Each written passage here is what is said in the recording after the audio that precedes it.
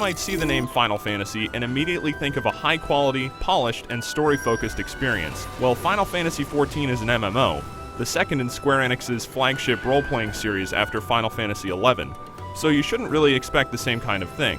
In several ways, the game offers a few features worth toying around with, but it's ultimately brought down by a terrible interface, performance problems, and a wearyingly repetitive core questing structure, along with numerous other issues. It is still around launch time, and as with many MMOs, that means you can expect there will be a number of glitches and bugs. The problems with Final Fantasy XIV go beyond what's to be expected, unfortunately, but things do start out in a promising manner. Depending on which of the 3 starting cities you select, you'll begin the adventure in a story-driven quest where you'll see cutscenes and get a sense of what's going on in the world. Once it ends, you're left to your own devices, though these missions do occur at regular milestones as you level up. They represent some of the best parts of the game, since when you're not directly involved in these missions, there's very little story at all to divert your attention from the monotony of the questing.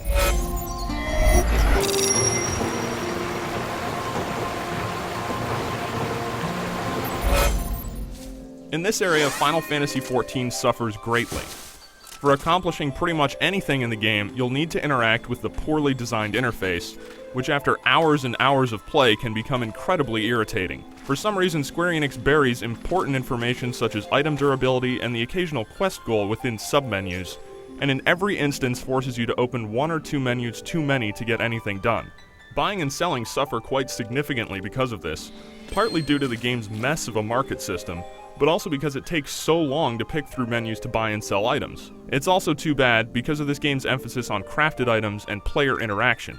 The good news is that this game has some extremely impressive visuals, especially in the areas surrounding the starting cities of Ul'dah and Limsa Lominsa. The downside is the game performs poorly across a wide range of systems, even after making tweaks to the settings, something that can impact not only the joy of exploration, but also the mechanics of combat.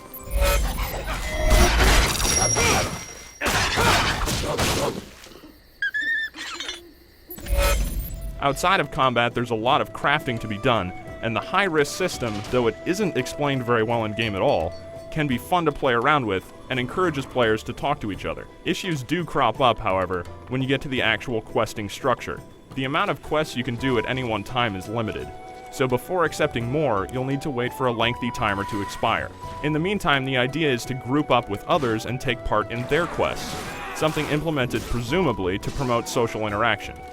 There's no real story attached, and the tasks themselves are simple kill quests, which is pretty much the most basic formula there is in MMOs. Additional questing opportunities do present themselves as you continue through, but they aren't enough to alleviate the issues.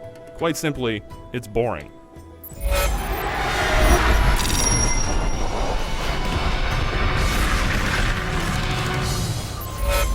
There are a lot of options for MMO gamers out there, and considering how much time they're meant to consume, you don't want to get involved in something that isn't going anywhere.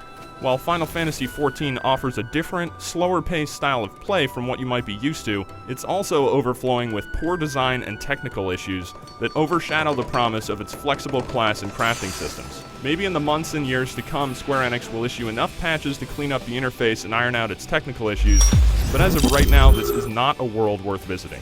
For more on Final Fantasy XIV, head over to IGN.com.